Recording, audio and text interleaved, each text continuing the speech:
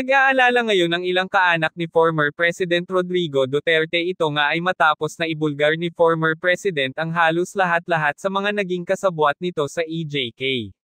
Natatakot umano ang mga kaanak ni Rodrigo Duterte na baka isang araw ay bigla na lang daw itong mawala. Samantala nangako naman ang kinauukulan na magbibigay sila ng proteksyon para sa mga Duterte. Narito panoorin ang video kung paano binuking ni Rodrigo Duterte ang lahat-lahat. Itong mga kaibigan niyo po rito, gusto na po kayong iparelax po, Mr. President. Ito na kasi yung forum na maybe binigyan ako ng panahon ng Panginoong Diyos na makarating dito.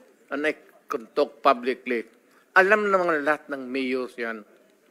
Kulang talaga ang suporta. Ang pulis ko, hanggang sweldo lang yan.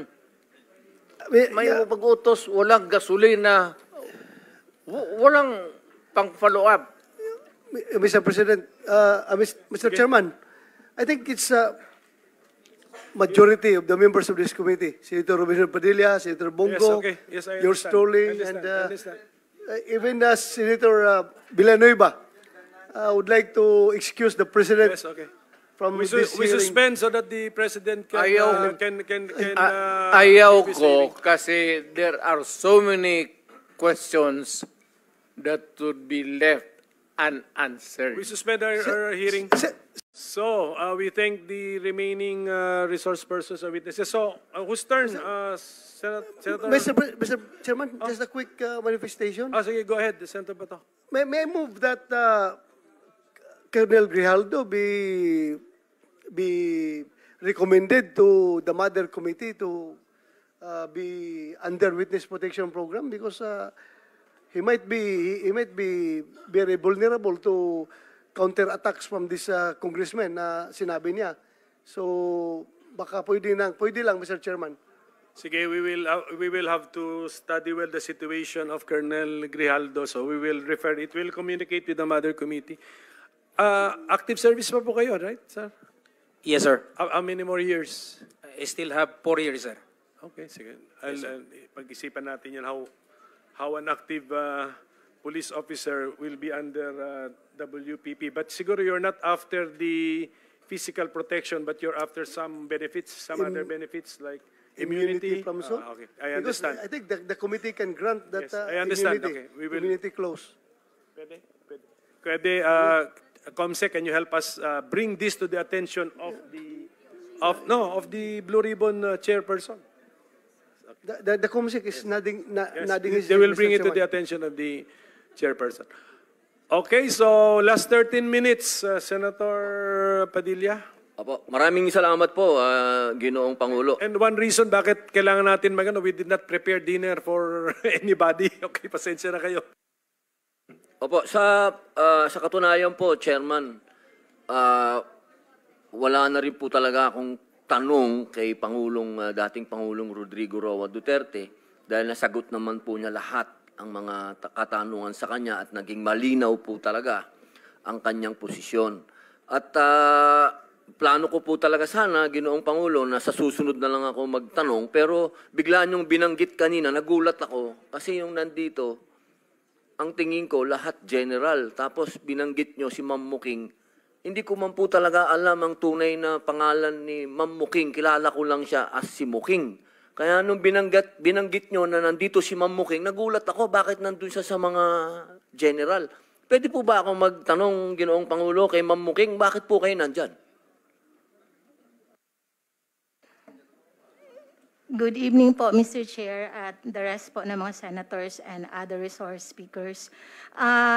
Nadawit po yung pangalan ko, Mr. Chair, dahil doon sa naging affidavit po ni Colonel Rowena Garma. Na ano po? Na? Sabi niya po doon sa first affidavit na parang tumawag daw po ako sa kanya to ask for the number of Colonel Leonardo.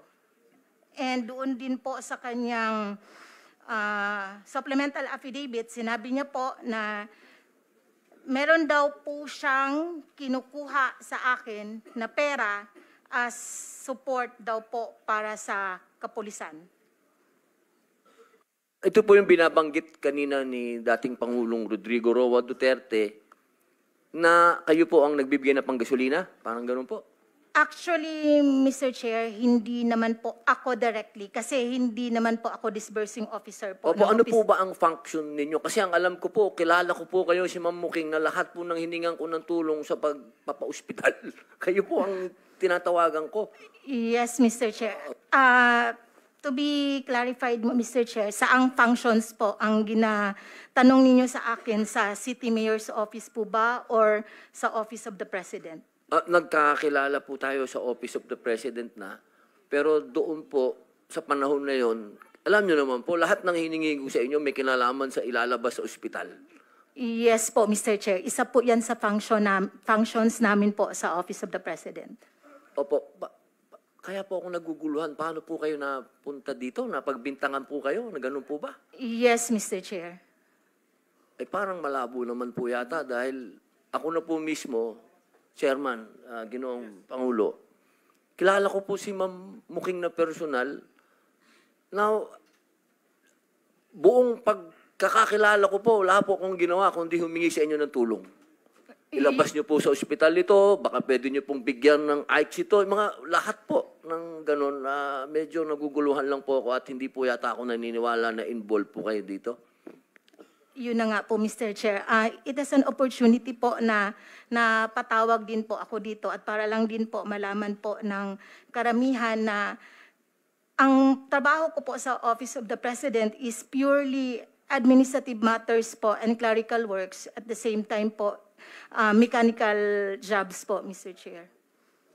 Okay po. Yun lang po, nilinaw ko lang po kasi pasensya na po kayo. Naguluhan lang po ako ba't kayo nandito. Yun lang po. Maraming salamat po, Ginoong Pangulo. I-reserve ko na lang po yung mga tanong ko sa susunod na meeting na lang po. Kasi si Muking, who is Miss Ermina Espino, was invited lalo na kung andito si Colonel Garma para ma-confront natin siya. Even the past PNP chiefs, inibita natin yun kasi nandun sa chart ni Colonel Garma, na yung central figures, Colonel Leonardo, was briefing the PNP chiefs. Ay, andito na rin naman kayo. So can we get kunin ko na reaction ninyo? What can you say about that? Although wala dito yung, hindi inulit dito ni Garma man o hindi naman kinonfirm ni Leonardo, but andito na rin kayo. Can we get your, were you given copies of the chart? Hindi. Bigyan natin sila. We saw it on TV, Mr. Chair. Ito lang po yun. Gusto ko lang, kasi parang ang part ng trabaho ni Edelberto Leonardo, briefed incoming chief PNP, etc. So, yun. Being those PNP chief, can you comment or react to this allegation? Yes, thank you very much, Mr. Chair. I became the officer in charge of the PNP starting October 14 up to January 19. On January 20, I was appointed as full-time chief PNP. Of course, I would not deny that I know Colonel Garma, Colonel Leonardo, being assigned in Davao and being a resident of Davao. And I had my high school and law school in Davao. But we cannot imagine them putting the chief PNP into the graph. I mean, a 4-star or even a 3-star general taking orders from a lieutenant colonel. Di naman order, sir, but a briefing on the drug situation. Not even. Okay, because so, we rely extensively on the knowledge that the PNP has. We have a specific directorate taking care of that, which is the Directorate for Intelligence. So why depend on Leonardo? He doesn't have any control over all the units of the PNP nationwide. So no, Mr. Chair, we deny that we are included and that that graph or whatever drawing that he presented is not true. You were never briefed by Leonardo on the drug situation when you were incoming or when you were incumbent PNP chief. He cannot afford to brief me, Mr. Chair. Because I'm more knowledgeable than him. Okay. So, how about the others po? Ganun ba? Your Honor, General Sinas. just like General Gamboa, I have no briefing before I became the Chief PNP. We get our instructions from the President because the President is regularly conducting a monthly meeting with us, sir. And he relayed the instructions through our SILG, sir. So we follow the flow of communication, sir. Thank you, sir. Thank you, General Sinas. General Danao, sir. Okay. Yes, sir. I became the officer in charge from May 2022 only, sir. So 3 months. It's election time. And when I became MPD Director, Regional Director of 4A and NCR, never did we get any instruction, or why should I get also a instruction from a Lieutenant Colonel? And kung meron man, sir, impormasyon yan, hindi rin yan as a gospel truth, if ever. Kasi nakita naman natin, sir, nung una, the President even announced yung mga names. So, hindi na kailangan, sir, siguro, si Leonardo dyan. So, we never got any instruction or we never coordinated for that matter. It was also at the time when I became RD of 4A and NCR, pandemic, sir, nung una. Sarado nga, sir, yung mall, eh. Nung panahon na yun. That's all, sir. Thank you. Mr. Chairman, I am included. You're the fourth. Yes, you're the fourth chief PNP. Mr. Chairman, I just would like to make my wonder. I really wonder why. How come a lieutenant colonel is going to brief a four-star general on what particular field of interest about the drug situation? If I need a briefing about the drug situation of the country, I ask the General Aquino. He is the PDEA Director General. I ask the Director for Intelligence because alam niya yung pangyayari sa Pilipinas. Or I may ask General Ferro, my anti-illegal, my drug enforcement unit chief. Why do I have to get a briefing from a lieutenant colonel coming from a region assigned to Region 11? So I don't see, I cannot, wala akong maisip na dahilan bakit ako magpapabrief dyan sa isang, at the time, he was still major ata, hindi pa lieutenant colonel. Lieutenant colonel ba, nung ako nag-CPNP? Never, even a single instance na nag-report yan sa opisina ko, either Leonardo or Garma, they never reported to me. They never report to me. Walang, hindi na kahit isang instance mo lang na nag-report sa akin yan. Much more, yung pagbibriefing sa akin. Who are they to brief me? I am the chief PNP. Baka sabihan ko pa siya, you sit down, I will brief you. Mr. Chairman, that's all. Thank you. Thank you. Mr. Chair. Yes, Senator Villanueva, yes. Si Muking, tama ba yung pagkarinig ko kay Presidente that sometimes namimigay ka ng pera? Kung totoo yun, anong konteksto nun? Actually, Mr. Chair, hindi po ganun ka-elaborated yung sinabi po ni former President. Na-mention ko po kanina, Mr. Chair, na hindi po ako ang disbursing officer.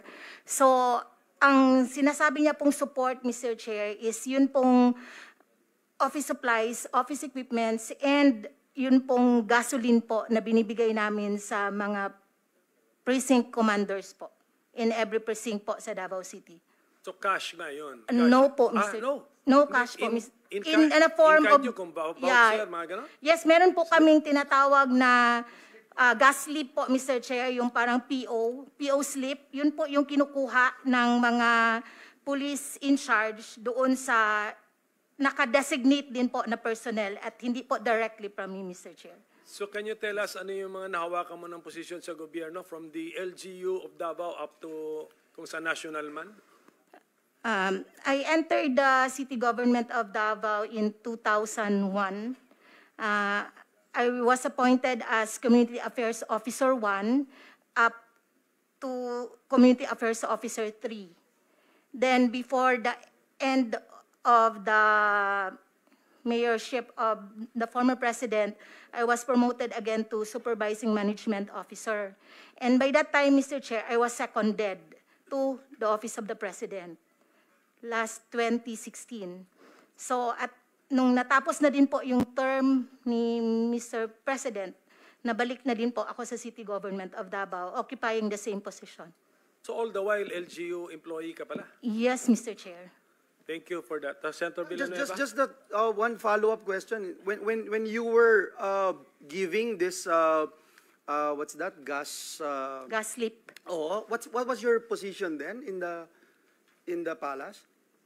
Not in, I may clarify, Opo. Mr. Chair. Sige po. Hindi, Sorry for my innocence.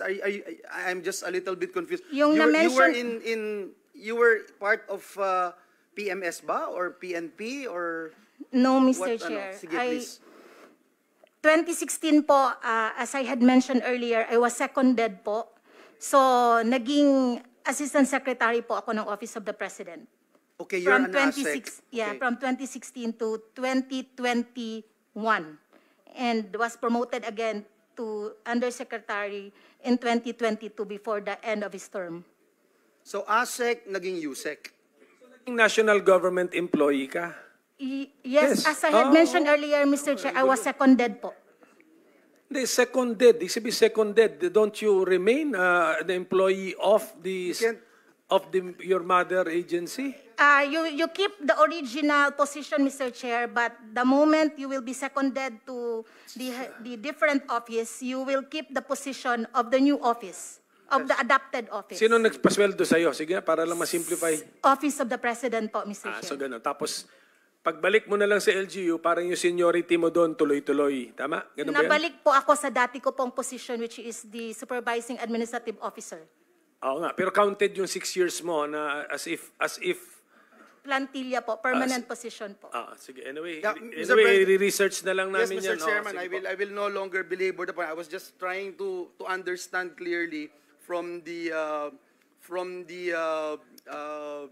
allegations being hurled against her, Mr. Chairman, but I will just pursue it next time. Mr. Chairman, considering that we have the ES here, the Internal Affairs Service, I would just like to point out, Mr. Chairman, that this representation had been emphasizing the importance of accessibility and enhancing the accessibility of our kababayans to the PNP Internal Affairs Service. And I was looking at the reports here. Nakalagay po dito that based on ES 2023 annual report, 1,777 out of 1,844 police stations, or 96%, have established ES desks. This is the correct figure, sir. And as of May 2023, there were 4,098 trained ES desk personnel.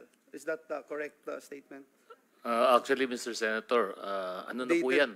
Noon pa to? Noon pa po yan. As of now, that ESDES it has been discontinued because we don't have enough personnel to man all of those desks, Mr. Chair. So yun ho yung problema doon. So who are manning such desks now, Your Honor? Mr. Chair, if there are personnel available, that these are more in the urban areas. In the suburban and rural areas, we don't have enough personnel. So in the urban areas, we do have a few remaining, but majority... So to date po, sir, I'm sorry, to date, how many ES desks po in public spaces have been established or operating for that I will get the exact figure, Mr. Chair. Kahit next time na lang. And one last thing, Mr. Chairman, no, nakita ko lang kasi and I cannot just ignore the fact that the ES reported a 100% case resolution rate in 2022, attributing the same to the implementation of the Case Management Information System, which has revolutionized the way internal investigations are conducted. Mr. Chairman, while this is a commendable feat, I wanted to know sana, Mr. Chairman, what does the term case resolution mean? Suspension of officers po ba? O cases have been filed against erring officers? from the IAS resolution po ba, may mga actions that are implemented or taken against erring officers? Ano yung reparations na I suppose were made to the relatives of the victims, if any, Mr. Chair? Please. Mr. Chair, the 100% case resolution refers to the timeline within which all of the administrative cases should be resolved. Dahil po ito ay summary hearing. So target yun, no? Targets po yun. Ano? So within a certain period or within a certain timeline, we should be resolving all of these cases from the start up to the end, which is the time when we render a resolution for elevation to the Chief PNP. Because our decisions in IAS is only recommendatory, Mr. Chair. Sir, one last po. If has there been any instance where a police was found guilty by the court but the IAS found differently in its internal investigation, or vice versa? I can recall, but this will be more anecdotal because I don't have the files with me, Mr. Okay Chair. lang po. But we do have cases where, in fact, it's the other way around. We have exonerated them, but the court found them guilty. Okay. So, Thank you, we have Mr. those Chairman. situations, Mr. Chair. Thank you for that clarification. Thank you, Mr. Chair. Colonel Grijaldo, kayo ba'y nag-oath kanina? Yes, Nag-oath sir. kayo kanina sa Yes, start? sir. Opo, sir. Kasi itong sabi ni Congressman Abante, there's no truth to your accusations daw. Anyway, so I'm sure ready ka naman sigurong panindigan yung sinabi mo. Ha? Yes, sir. I will, sir. Sige. Okay. Saka Mr. Chairman, si Colonel Espinido nandito rin. Baka pwede rin natin siyang tanungin kung may experience din siyang ganun. Siguro naman, Colonel Espinido, gusto mo sagutin yung tanong? Kasi I'm sure kung meron ka sigurong ganun, Sasabihin. i-volunteer mo na You will also information. volunteer. Kayo ba'y na-pressure na kung ano man yung sinabi mo sa Quadcom, itinuro ba sa iyo yun? Na yun ang sabihin mo? O wala? Wala, sir. Wala naman, Hindi, ano? hindi. Personal ko, sir. Personal knowledge yan. So sa gamay lang. Sige. Seto ba to? You want to interject something? Before Senator Bongo, just a quick Yes, go manifestation, ahead, Senator Mr. Chair. I would like to reserve my question to Colonel Espinido in the next hearing. Pag andito na si Kerwin Espinosa at si Ronnie Dayan, Mr. Chair. That's all. Yes, sir. Thank you. Mabalik ka next hearing, ha? Thank you. Thank you, Mr. Chair. Ang next hearing, we will have to set the schedule pa. So ngayon, wala pa tayong fixed schedule. Babalik po kayo lahat, pero except siguro mga PNP chiefs, unless you want to confront, unless panindigan ngayon yung chart, ano namin kayo, tawagin namin ulit kayo. Sige, Mr. Chair, kapag andyan kasi sila, Mr. Chair, hindi aalis si President Duterte. Kaya kasi sila palagi tinuturo. Nandito sila, andito. Kaya hindi na natin ibitahin to sila ulit para mabilis umalis si President Duterte. Thank you, Mr. Chair. Actually, si General Kakuy naman, you're the listed ni Senator Bongo eh. Pero Senator Bongo is now recognized. Yes, please. Salamat, Mr. Chair. Nabanggit na tanong na rin po ninyo kanina kay Colonel Espinido, no? May few questions lang po. You prepared an affidavit, no? And submitted it to the Quadcom. Ikaw ba mismo ang nag-prepare nito? Ang nag-draft, Your Honor, Mr. Chair, ako. Tapos, pinapaprint ko na lang sa pro bono na bugad na counsel ko, si Attorney Fernandez.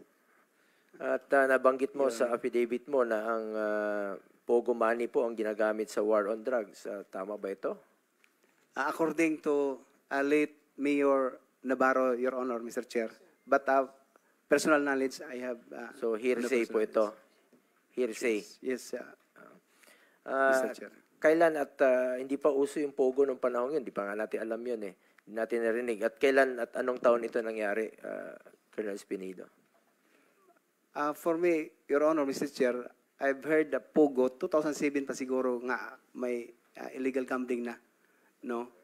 Pero sa what I've said, mentioning late Mayor Navarro, right after na kung matandaan mo, Mr. Chair, Your Honor, na nagtawag ka na cleared na si si Navarro, kasi nagpunta siya sa inyo na parang nagsasabi siya na hinanap ko siya, target ko siya, when in fact, ako ang chief of police at the time sa Uzamis.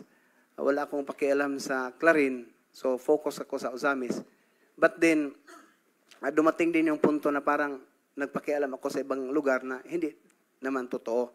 So, ang pagpunta niya doon sa office ko, kausapin ako na inutusan mo raw na para maklear talaga siya, hindi na siya matakot sa akin, na since isa din, Your Honor, Mr. Chair, na tawagan ko naman lang, sabihan ko naman lang siya na ikaw kasali, ito, or tinakot ba.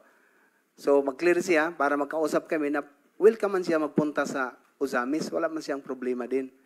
So, yun ang pag-usap namin at the time. So, base sa, matagal na yun, ano? Base sa assessment mo, okay na siya, cleared na siya, yun ang nag-usap kayo? Hindi ko rin alam, Your Honor, Mr. Chair, kasi wala man akong list na paano din i-cleared siya kung sakali nasali din siya.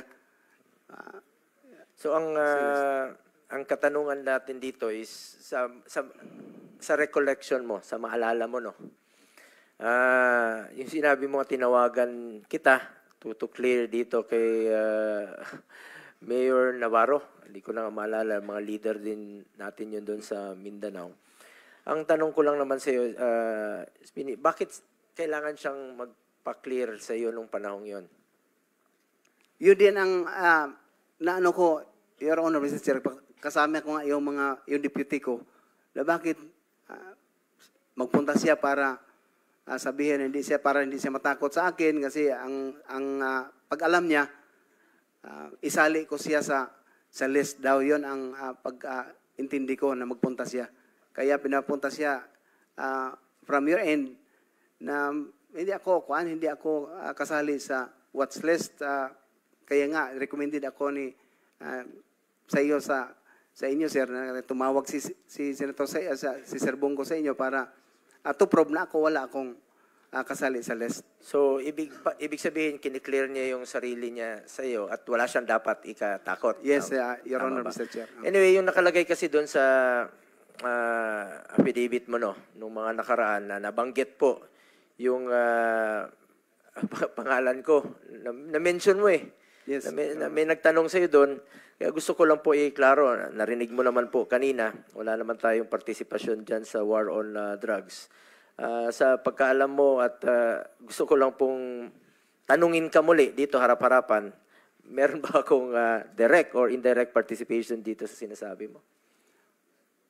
Nung magsalita ako sa Quad Committee, Your Honor, Mr. Chair, sinabi ko na yun na personal knowledge wala ako. Yun lang ang statement doon sa affidavit na ganun lang ang narinig ko. But personal knowledge to you kung ano ang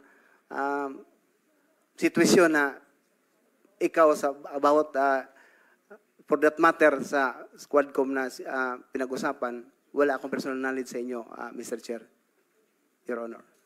Yun lang, gusto ko lang maklaro. So, purely hearsay yung sinasabi mo. Sa narinig mo lang. Yes, Mr. Chair, Your Honor. Yun lang po. Gusto ko lang iklaro. Kasi medyo iba yung narinig natin doon. Nabanggit mo na ngayon na wala kang personal knowledge. Yes or no? Yes, Mr. Chair, Your Honor. Stated sa affidavit ko doon at yung natandaan ko na true kay late Mayor Navarro. Pero sa inyo, as I've said, personal knowledge, Your Honor, wala. Okay. Salamat. Sa IAS, no? Sa kay bagong IAS natin. Dito pa ba? Si Attorney Dulay, dati po siyang USEC, no? From, alam niyo nung mga unang taon ng pamumuno ni dating Pangulong Duterte, galit na galit siya dito sa Ninja Cups. Dahil armado po ito, bagamat dinoble na natin yung sweldo ng mga pulis noong 2018, effective 2018, para magtrabaho talaga sila. Nandiyan dyan pa rin yung mga tinatawag na Ninja Cups. Ano na ho ba ang status sa mga kaso nila? Ilan na ho bang naparusahan? Dahil maalala ko noon, naging usapan yan dito sa Senado, nagkaroon po ng hearing for ilang linggo po, no? Or buwan, umabot po ng buwan ang hearing yan dito sa Senado. At kung matatandaan natin, naimbestigahan ito sa naimbestigahan po ito sa Senado noong 2019 kasi ito nga yung rason na galit si PRRD sa Ninja Cups. Dinoble na niya ang sweldo, nagloloko pa rin, pumapatay. Deadly po itong mga Ninja Cups. Involved po sa sindikato, involved po sa droga. Sabi nga ni Pangulong Duterte noon, wala siyang inutos pumatay ng inosente. Galit siya at gusto niyang, sinabi niya kanina, wala siyang inutos pumatay ng inosente, galit siya at ang gusto niyang tugisin ay ang itong mga Ninja Cups na ito. Kaya ako tinatanong ito dahil kumakalat po sa SOCMED, sa social media, ang splice video where I was quoted that I said a reward system on war on drugs. Hindi po war on drugs yun. Kung papanoorin niyo po ang full video, hindi ko po tinutukoy ang reward system sa war on drugs dito. Tungkol yan sa pagtugis sa Ninja Cups. It was after a Senate investigation on Ninja Cups wherein the Senate and PRRD were reconciling the list of alleged Ninja Cups. Yun ang tinutukoy ko doon. I was merely quoting the former president in his desire to arrest and put an end to these Ninja Cups since I was asked by the media kung anong sinasabi po ni PRD noon. Lahat naman ng media, paglabas ko rito, anong sinabi ni Pangulong Duterte at sinasabi ko naman, I am not authorized to speak in his behalf. No? Hindi ko naman pwedeng sagutin yan dahil senador na po ako noong 2019. At patuloy pa rin sila nagtatanong, kaya na-quote ko lang po si dating Pangulong Duterte. Usapin po ang tinutukoy sa interview sa akin noong 2019 ay ang pagtugis po ng mga Ninja Cups na nang-abuso sa kanilang kapangyarihan, pumapatay at nakikipagsabuatan sa mga drug lords. Yun po ang tinutukoy ko sa interview based sa binanggit ni Pangulong Rodrigo Duterte noon. Tinatakot niya po ang Ninja Cups at kung pakikinggan niyo po muli ang sinabi niya at sinabi ko, inulit ko lang po yung tinanong sa akin ng media sa Senado.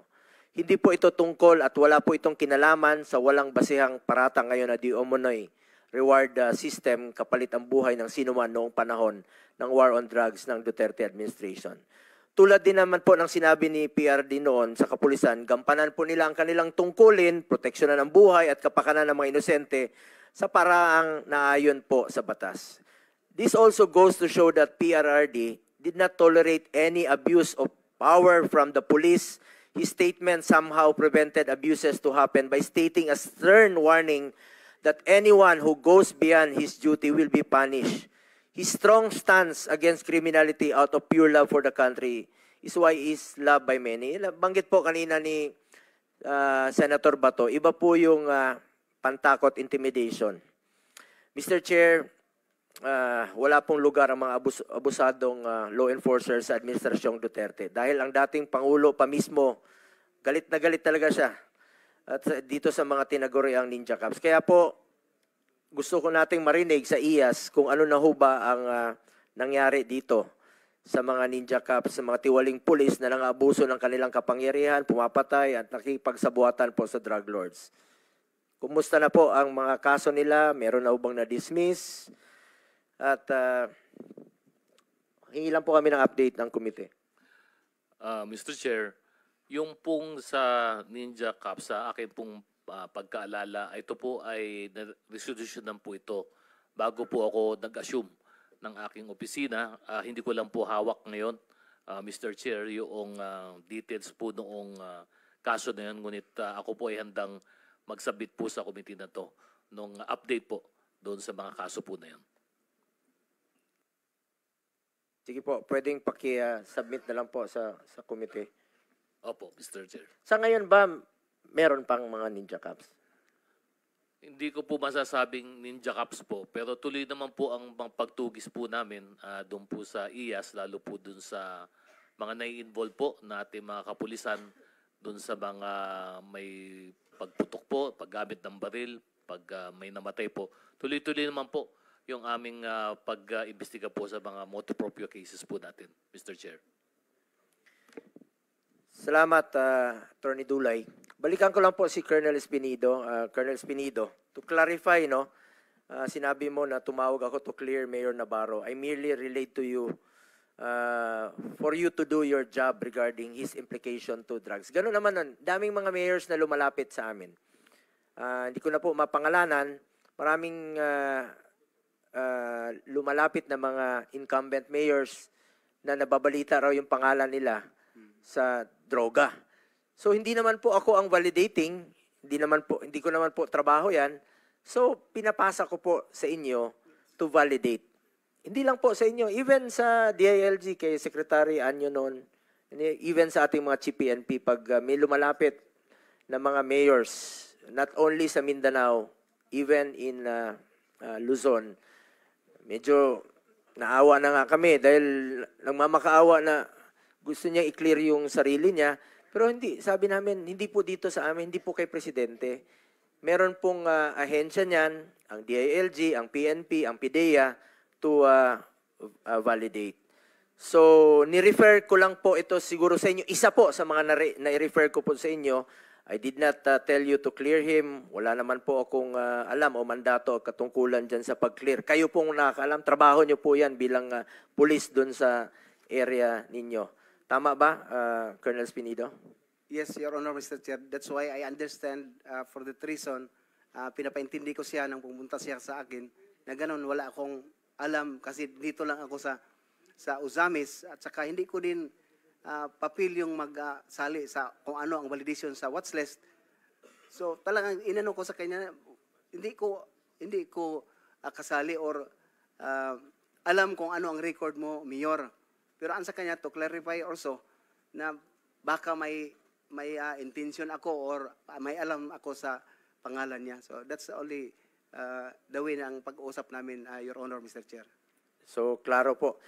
At kung wala kang personal knowledge tungkol sa akin, dun sa affidavit mo, bakit mo sinama yung pangalan ko at bakit nasingit yung pangalan ko? May pumilit ba sa'yo? Remember, you are under oath po, no? May nagpapirma ba sa inyo na isama yung pangalan ko since wala ka namang personal knowledge sa akin? That's why ang personal knowledge, Your Honor, yung tanungin ako, nagsabi ako na wala akong personal knowledge sa inyo about for that matter, no, na masabi natin na napag-usapan. True lang kay Mayor, late Mayor Navarro. May nagsabi sa iyo na isingit yung pangalan ko kung since wala ka namang personal knowledge. Bakit nasingit? Wala naman siguro. Sigurado ka? Your You're under Honor, oath. Kasi sa affidavit, although marami-rami yun ang paragraph. Meron bang nagpahabol sa iyo na isingit yung pangalan ko? Yes or no lang naman? Wala naman, Your Honor, Mr. Chairman. Sigurado ka? Yes. Yun talaga ang ginawa mo na affidavit, original affidavit? Yun naman ang original sa akin, Your Honor, Mr. Chair, yung ginawa ko. Kasi nagpunta ako doon para pag-testify, nagawa na ako ng affidavit ko. Pero wala kang personal knowledge naman tungkol sa akin. I attest to that, Your Honor, kasi number one, kilala kita. Pagkatapos sa tanong naman doon sa Quadcom, sinabi ko din na I have no personal knowledge about sa sinabi na ni late Mayor Navarro. Bakit mo sinama yung pangalan ko sa affidavit? I'm just only relating for the message, the word came from Mayor na pinupunta ko dito. Pagkatapos, stated man doon na, Your Honor, Mr. Chair, bakit nasali, no? Nag-explain siya na pinapunta ko ni Sir Bong para maklear ang pangalan ko. In fact, mayroon nga, ako ngayon, ang dala ko ngayon yung sa Lasto ba? Basta ganun sa illegal gambling ang hinawakan niya. Siya ang kasi na pag-usapan yon, Your Honor, Mr. Chair. Kasi ako lang ang hipi ng Miss Oak na hindi tumatanggap ng yung sa gambling, no, yung may monthly na ibinigay. So, nagtanong siya bakit hindi ako magtanggap. Alam mo naman yun ang binigay ngayon. Hindi ko lang yun na Lasto. Basta parang inano na ngayon, Your Honor, Mr. Chair. So yun ang pag-usapan na ang pakay niya, di na ma-inform ako na pinahintulutan naman, legal naman yung sa gambling na ibinigay sa mga polis. Turo sa inyo ang sabi ni Sir Bongo. So yun lang, parang nag-relate lang ako sa napakinggan ko siya at the time na nagawa ko ng affidavit. Your Honor, Mr. Chair. So you're putting on record you included hearsay in your affidavit? Yes, at saka sinagot ko din sa mga member ng Quadcom, Your Honor, Mr. Chair, na ganun lang, napakinggan ko lang yung kay Mayor Navarro. So purely hearsay. Para nga makasunod din po kami, anong affidavit po yan? Anong date? Meron silang affidavit na in-issue. Wala ka ring hawak na affidavit? Wala akong... Can you, ano yung affidavit mo? Anong date? Yung pinag-uusapan ninyo ni Senator Bongo? Ano? Wala ka ring kopya dala ngayon, sir? Nasubmit Wala? ko. Sige, okay. Just inform us sa next hearing. Yes. Sige. Yeah, Mr. Chair, with the permission of Senator Bongo, just a quick interdict. Senator Bongo, just short lang. Short. Kung, Colonel Espinedo, if alam mo palang hearsay, pulis ka, di ba? Pulis ka, wala kang personal knowledge. Alam mo naman yan eh. Now, kung wala kang personal knowledge, dapat hindi mo sasabihin. Anong motive mo? Bakit sinama mo doon sa pinabit mo ang pangalan ni Senator Bongo? Narinig mo lang naman kaya. Tapos wala kang personal knowledge. Anong purpose mo doon? Bakit mo sinabit yung pangalan niya? Can I answer? Yeah, go ahead. Your Honor, Mr. Chair, what did the Quadcom committee happen is to legislate aid of legislation. So that is not really the proper court that we file a case, and I must have probable cause to refer to the court that indeed person was also involved in that illegal or whatsoever. So, yung sinabi ko lang dyan, as aid of legislation, to give them an information na yun ang nangyari talaga. No? In aid of legislation, tapos manira ka ng reputasyon ng tao na wala ka naman palang personal knowledge. Sabihin mo doon, anong in aid of legislation na makukuha doon ng Congress? In aid of persecution ang ginagawa mo dahil sinira mo yung isang tao na wala ka naman palang personal knowledge. Ito, madagdag ko lang with the permission of Senator Bongo. 2:34 ng oras doon sa Quadcom hearing, sinabi mo, a third hearing, Senator De La Rosa and Senator Bongo called him to clear David Navarro of Clarin, Misamis Occidental, who was then included in the drug list. Mayor Navarro was funding the reward system through STL. Dalawa kami tatawag sa'yo na i-clear namin yung si Navarro. Tumawag siya, tapos ako tumawag rin ako sa'yo na i-clear si Navarro. Please enlighten us. Bakit dalawa kagad kami nilamp mo na tumawag para i-clear si Navarro? Ang hirap intindihin. Bakit nagkasabay pa kami tumawag? Hindi na magsabay, Sir, Your Honor, Mr. Chair. Sa totoo lang, tumawag ka sa akin. No, una si Sir Bong, nagsabi na wag mo nang galawin si Mayor Navarro kasi wala cleared na siya. Pagkatapos,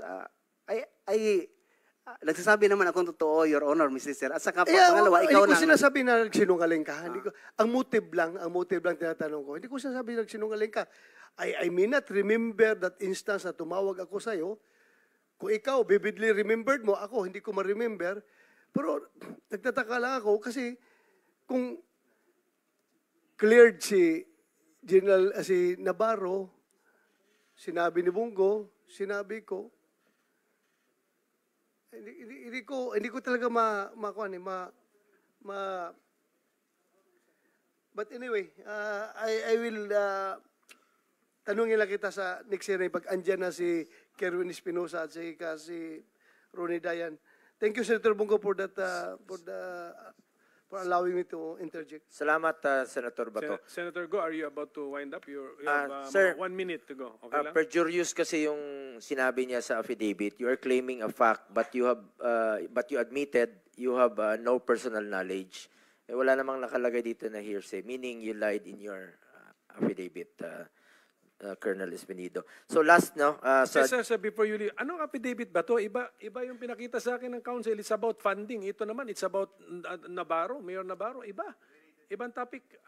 Related po siya, related. So we're talking about one and the same affidavit. Sige po, okay po. Sige Salamat. po. Anyway, sa DOH, no? Napaka-importante po nitong mga rehab centers natin. Nabanggit po kanina ni Senator Cynthia Villar na yung pinatayong rehab center sa Las Piñas. May pinatayo po si dating Pangulong Duterte sa Nueva Ecija, sa Bukidnon. Sayang naman po ito. Gusto nating magamit sana ito ng mga gustong magbagong buhay. Ako naman, respeto natin ng human rights. Gusto natin na mabigyan po sila ng pagkakataon na magbagong buhay kasi addicted sila eh. Napasok sila dyan at tulungan po natin sila. As chairman sa Committee on Health, napaka-importante po ito sa akin. Kaya lang nagiging problema yung commitment order. In aid of legislation, sana po'y mapag-aralan natin ito. Yung iba dyan nagsusurrender dahil sobrang tagal ng commitment order, too tedious po. Sobrang hirap silang makakuha ng commitment order. So kumusta po? Halimbawa, itong sa Las Piñas na tumulong po si Senator Cynthia Villar na mapatayo. First few months of Duterte administration pa po ito pinatayo itong rehabilitation center. Okay, good evening po, Mr. Chair and Your Honors. Okay, specific po for Las Piñas TRC, nung tinayo po to, we started our operations for Las Piñas Rehab Center ng around December of 2019. However po, nung dumating ang 2020, dumating po ang COVID, it was used as a COVID-19 temporary treatment and monitoring facility for COVID-19. We resumed operations as a rehabilitation center for that facility noong 2022, and it's now operating at 50% of its capacity, which is 50. The reason for that is medyo kailangan pang i-enhance yung ating facility, and also the need for a higher level of budget po for that. As far as the other facilities are concerned po, Malaybalay and also Mega, they're fully functional naman po. Siguro sa Mega TRC, which is in Nueva Ecija, medyo naparami lang talaga natin ang capacity niya. But it's fully functional, same with Malaybalay TRC. Now on the aspect, yes sir. Meron na ho nag-graduate sa mga... Yes po. Ilan na ho? Hindi ko po alam ang numbers, but I can submit it to the Please, committee. writing na lang, pakisubmit na lang po sa committee. Yes po. And thank you, Senator. Doc, sige. Yung 7 hours ka na rito, so you really have to... Yes, sir. Yung tungkol naman po sa difficulty in admissions, part po talaga ng RA 9165 na kailangan kumuha ng court order. Opo, so that's part of 9165.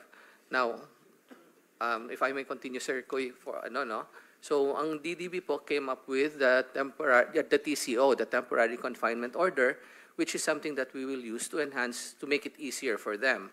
Likewise po, only a small percentage of our persons with substance use disorders need to be admitted in a rehabilitation center.